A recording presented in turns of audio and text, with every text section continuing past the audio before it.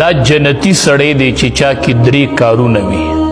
اول نمبر من اکل طیبا، چې د رزق حلال.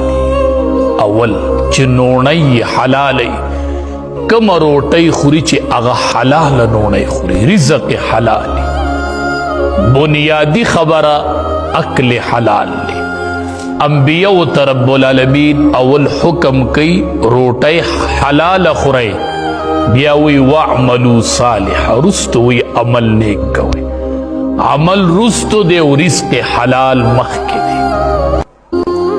او دویم وعمل فی سنت، چې دی کم کار کوي چې هغه د سنت موافق، هر کار د سنت موافق.